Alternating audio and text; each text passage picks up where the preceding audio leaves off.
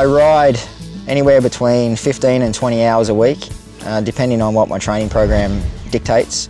It'll be between 350 kilometres to 500 kilometres, including in that is racing and training. My cycling career, you could say, is quite young. I've only been doing it for 15 months now, but my learning curve has been really quite steep.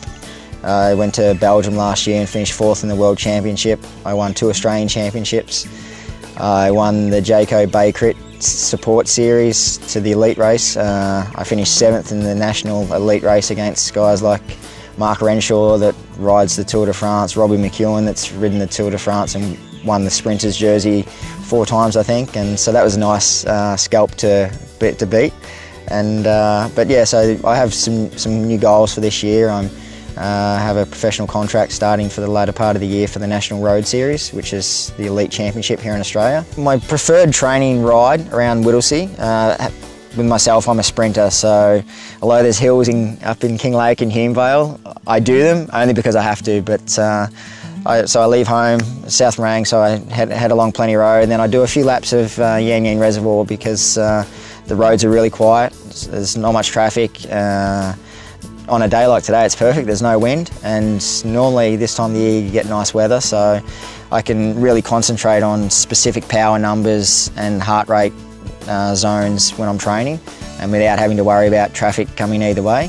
Once I've done the amount of laps and efforts that I need to do there, then I'll go up to the hills to do some sprint work out to the back of Whittlesea, just to wear my legs out good and proper, and then just roll home down Plenty Road. And when I have to go through Whittlesea and then up the big hill to do repeats of that, that's for sure it's the most challenging part, because you know, it's being a competitive cyclist, anyone can leisurely ride, but it's only the elite few that can go to that part where their body's saying, I've had enough, I don't want to do it anymore, but then push again.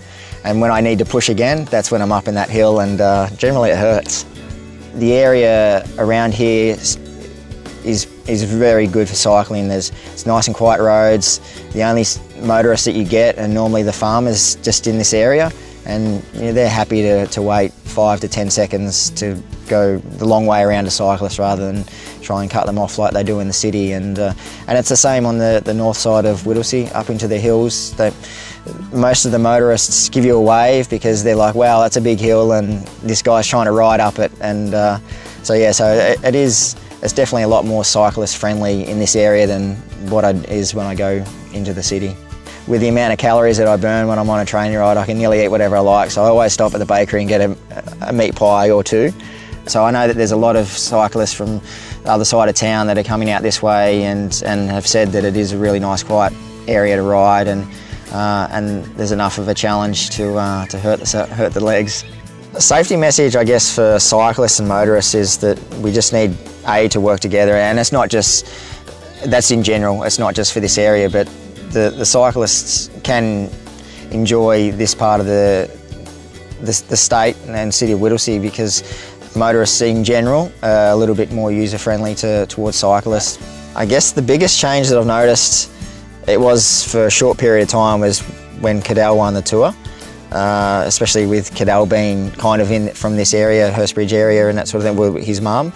And motorists were really easy on cyclists, you know, they'd stop and give way and that sort of thing, and that was probably the biggest change I've noticed in the amount of time that I've been riding on the roads.